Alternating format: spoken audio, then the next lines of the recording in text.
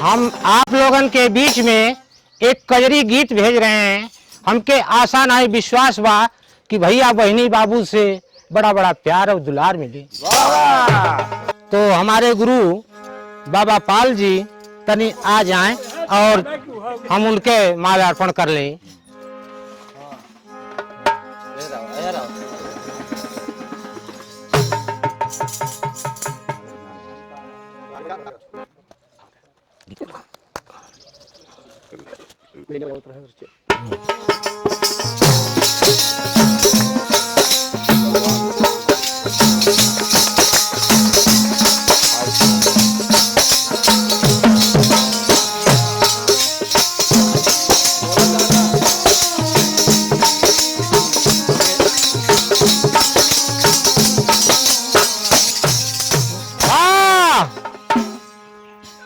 अरे अरे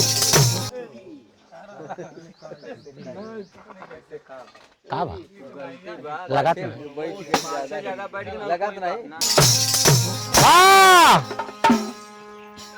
अरे अरे का बा लगात नहीं। कहानी है महाभारत से और आप लोगन के गाना के अंदर वीर रस और विरह रस दोनों मिलेगा। आए मोरे रामा, अरे मोरे रामा हो।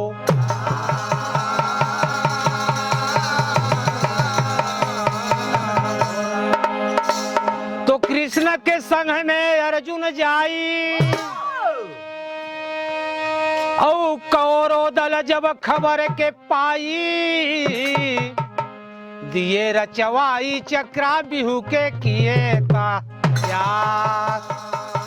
अगर महाभारत में क्यों अन्यायी रहा तो द्रोणा गुरु और भीष्म पितामह और कृष्ण, दुर्योधन और शकुनी अन्यायी नहीं रहे। लेकिन टेरी के बोल लगा मास्टर, और किए द्रोणा गुरु चक्रा बिहू का रचनावा, किए द्रोणा गुरु चक्रा बिहू का रचनावा, और घर नहीं अर्जुन वीरनावा।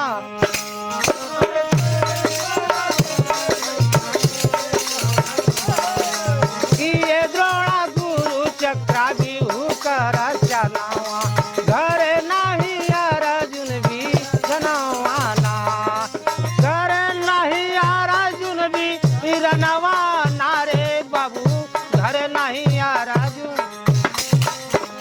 अरे की है द्रोणा गुरु चक्रा बिहू का रचनावा, घर नहीं अर्जुन वीरना।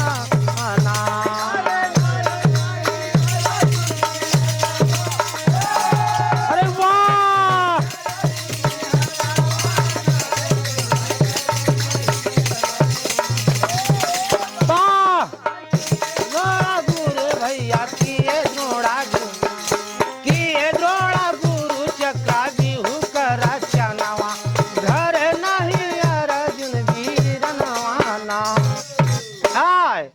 ए भैया कहानी ककहरा से मिली और महाभारत की बहुत सुंदर बात हो। तो खास दुर्योधन लिख के पतिया पठाई हो, और गवारा धावन धर्म राज के थमाई का।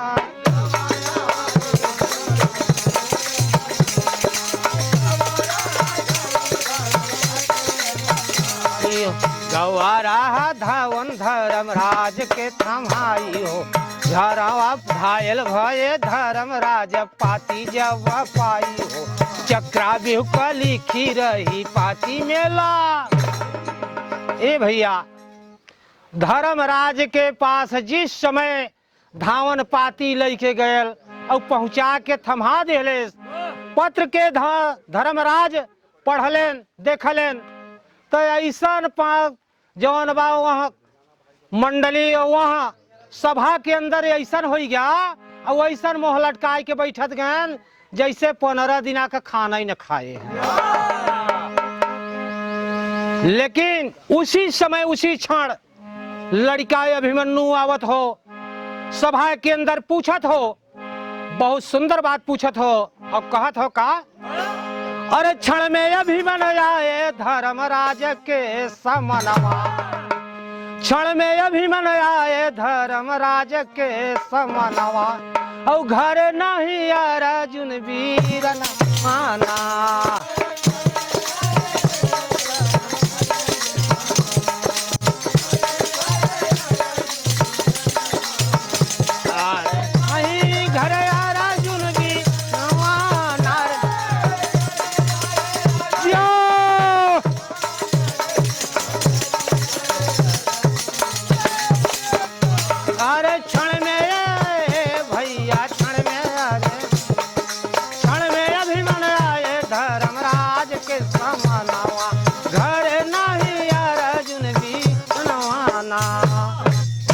भैया उसी क्षण अभिमन्यु आकर के धर्मराज से पूछत हो कि बाबू काहे सब मनवा गिरौले है, का बात बा?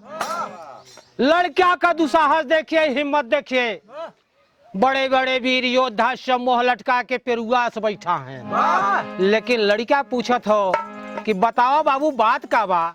धर्मराज झूठ ना बोलत रहलन, कहे बेटवा चक्राव्यूह से पाती आइल बा, चक्राव्यूह का रचना भइल बा, अर्जुन भैया घरे ना हुए, चक्राव्यूह का रचना का कोई हाल जाना तो ना नहीं के लड़ी बेटवा, इसीलिए मायूसी छायल बा। लेकिन भैया अभिमन्यु कहे ए बाबू, अरे नाही अर्जुन पिता हुए तो अभिमन्यु तो हो, अरे चक्राव्यूह का मैदान तो तोड़ना हम 6 फाटक का हाल जानीला, का तू परेशान हुए बाबू?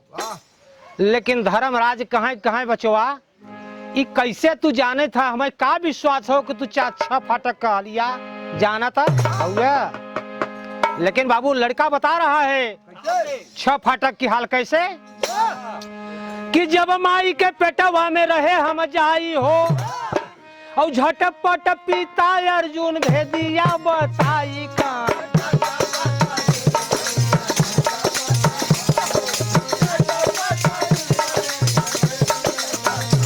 हो झटपट पिता अर्जुन भेदिया बताई हो, ते की अभिमन्यु कहे करवै लड़ाई हो, ठीक 6 फाटक का भेद गवा पाई हो।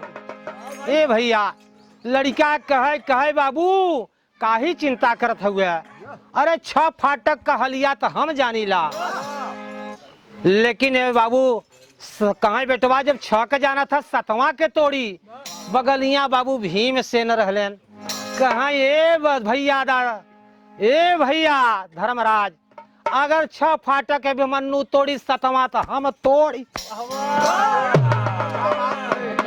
लेकिन ए बाबू धर्मराज कहे बेटवा जब 6 का फाटक सुन ले भेद तो 7वां का ही नहीं जन ले, बतावत हो लड़का कैसे? तेरी के बोल लगा मास्टर, अरे डिगिन माई सोइन सुना 7वां ना बयनवा, डिगिन माई सोइन सुना 7वां ना बयनवा, और घर नहीं अर्जुन वीरानवा। ए भैया डिगिन माई सोइन सुना 7वां ना बयनवा,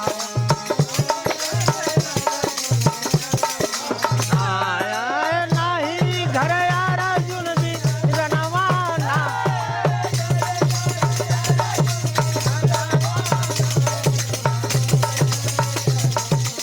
वाह अरे डिगिन माई ए बेटवा, डिगिन माई सुन 7वां ना बयनवा, घर नहीं अर्जुन वीरानवा ना। ए भैया लड़का बता रहा है कि डिगिन माई सुना सोइन सुना 7वां न बयनवा, और घरे नहीं अर्जुन वीरानवा ना। लेकिन बाबू यही जो मैं कहा कि वीर रस और विरह रस की बात, इसी जगह एक विदेशिया के बोल लगा, अरे इतना बात सुन के धर्म राजा कहे लगले हो, अरे अब ही व बेटा तोहरा उबारी हो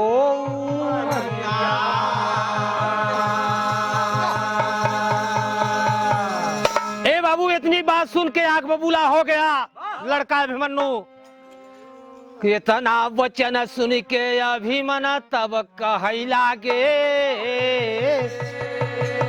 अरे छह फाटक का जानत बाटी बाबू हम खबरिया। ए भैया अरे इतना बात सुन के भीमसेन तब बोली दिए अरे सतवा फाटक तोरी दे वही गदा से जा बरिया। ए बाबू भीमसेन बगलिया में रहलन उछड़ के ललकारे लगलन कहा अरे ए भैया अगर छह फाटक अभिमन्यु तोरी तो सतवा तो हम गदा से मारा पर आय के उचर जाई। और रथिया सजई लगी अभिमन गए माई पास माई दे आशीर्वाद दीहिनी वरदानी तलवारिया। ए बाबू महतारी के पास अभिमन्यु जिस समय गया उस समय महतारी ने जब सुनी कि बेटा हमारा चक्राव्यूह के मैदान में जा रहा है उसी समय महतारी आशीर्वाद के रूप में एक तलवार देलिन और वरदान देलिन कि बेटा जा जब तक ही तलवार तोहरे हाथ रही कोई दुश्मन तहार कुछ ना बिगाड़ पाई। महतारी का वरदान बड़ा अमर होला बाबू। महतारी का वरदान बाली पौलेन जे कि बड़े बड़े वीरन के प्रास्त कैलन रामो के प्रास्त केरा। महतारी का वरदान दुर्योधन के मिलल जो कि भीमसेन भी पस्त हो गईलन कौरव पांडव पस्त हो गए। लेकिन यही भैया कड़ी के बोल लगा अरे ढंग से अभिमन रथवा पर भइले सवार हो और तुरंत ही पहुंचा छह फाटक के तोरे ललकार का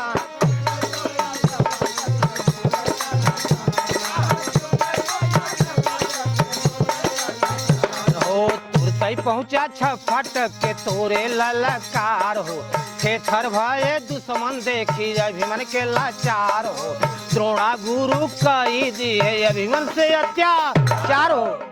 ये भैया जब छह फाटक के मन्नु लड़ाई के तोड़ देश उसी समय द्रोणा गुरु ने बुला लिया। यही बात मैं कहा कि द्रोणा गुरु महाभारत के अंदर अन्यायी था।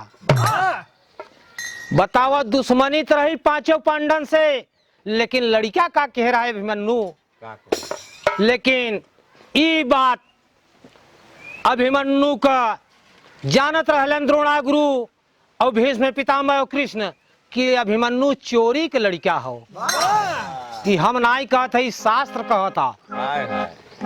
लोग सुनने वाले कहेंगे कि ये दशरथवा पागल तो नहीं कहता लेकिन हम नहीं कहते भैया ये शास्त्र कह रहा है कि मन्नु राक्षस का लड़का अभिमन्यु था अर्जुन का लड़का नहीं था। इसीलिए सब के राय रही कि अभिमन्यु को मारा जाए। अरे धोखा दई के हो बाबू धोखा दई के अरे धोखा दई के पापी मारे लागे दुश्मनवा औ घर नहीं अर्जुन वीरनवाना हाय हाय ए पापी दुश्मनवा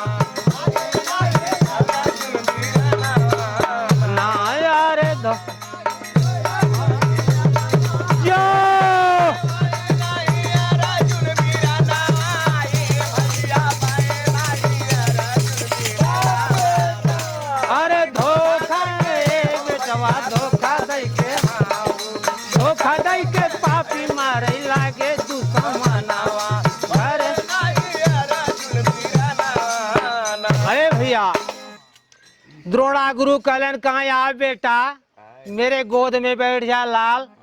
छह फाटक तो तू तोड़ी दिया है सतवा तो है तोड़े में देर और ना लगे। ए भैया अभिमन्यु जिस समय चला रथ से अपनी तलवार को लेके चला।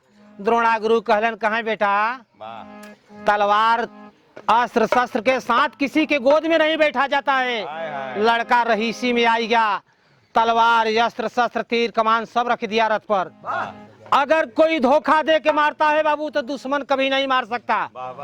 आज से लैला चाहिए तब से जे दोस्ती के है वही तो है मारे। लेकिन यही बहुत सुंदर तर्ज लगी। कैसे भैया मारते? कौनो दुल्हन अपने पति से फोन पर बतियावत बा बम्बई के लिए। अरे पिया गए परदेश और नहीं भेजे सनेश। अरे मोर प्यारे बलमुआ भूल गए।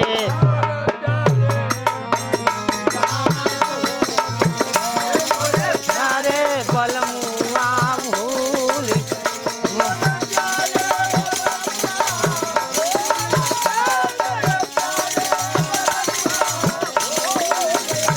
मोर प्यारे बलमुआ भूल गए। मोर प्यारे बलमुआ भूल गए। ए भैया इ तर्ज का नमूना रहल। लेकिन गाना के बोल का बा कैसे भैया? अरे द्रोणा गुरु लिए बोलाई और गोद में लिहन बैठाई। मोरी बरदानी तलवरिया कहवा गई।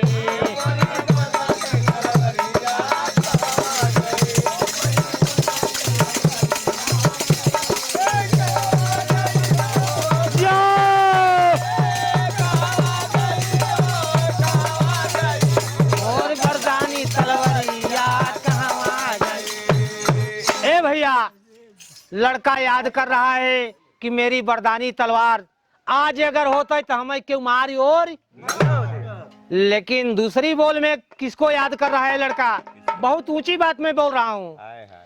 अरे रोज दूधवा पियायू आज यहाँ न देखायू। मोरी मय गरी मयरिया कहवा गई। मोरी मय गरी मयरिया कहवा गई। गई राम कहवा गई। मोरी मय गरी मयरिया कहवा गई। मोरी मय गरी मयरिया कहवा गई। ए भैया ये हमारे बाबा गुरु का कथनी है। लेकिन तीसरी बोल में क्या लड़का कह रहा है कि रोज सजिया सजायू आज यहाँ न दिखायू। मोरी उत्तरा गुजरिया कहवा गई।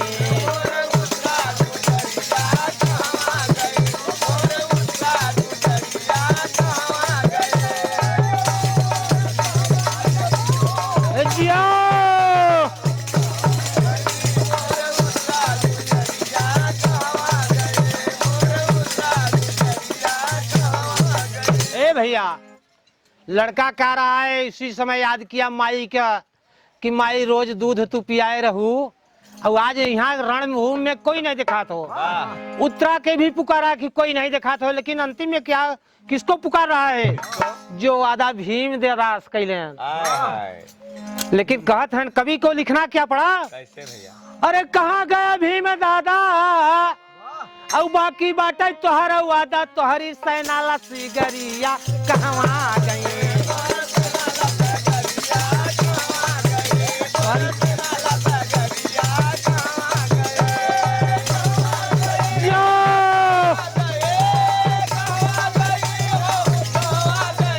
तोहरी सेना लसीगरिया कहवा गई।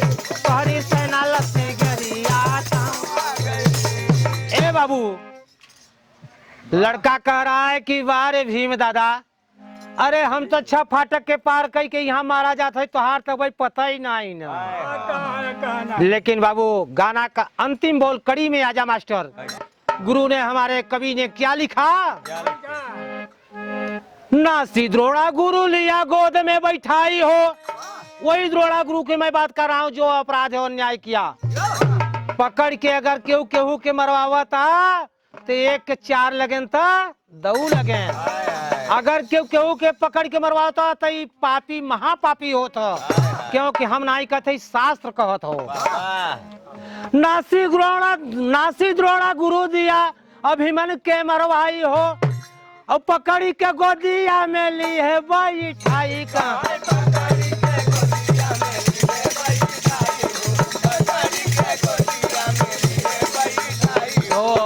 वरन पहले जद्रथ अस्त्र के चलाई हो वीर अभिमन्यु वीर गति होई। ए भैया यही मैं बात बोला कि वीर रस और वीर रस दोनों मिलेगा। वीर अभिमन्यु वीर गति हो गई, लेकिन गुरु घराने खानदान की परिचय मिल रहा है कैसे? लटका में आओ मास्टर। अरे भगवान हे बाबू आय हाय कहीं भगवान आय हो भगवान दास लिखे दशरथ गावई लगे गनावा घरे नहीं अर्जुन भी रनवाना यारे भगवान हे भैया हाय भगवान दास लिखे दशरथ गावई लगे गनावा घरे नहीं अर्जुन भी रनवाना अर्जुन भी रनवा घरे नहीं अर्जुन भी रनवाना भैया घरे नहीं अर्जुन भी रनवाना। अरे भगवान हे भैया आय भगवान हे अरे नहीं अर्जुन भी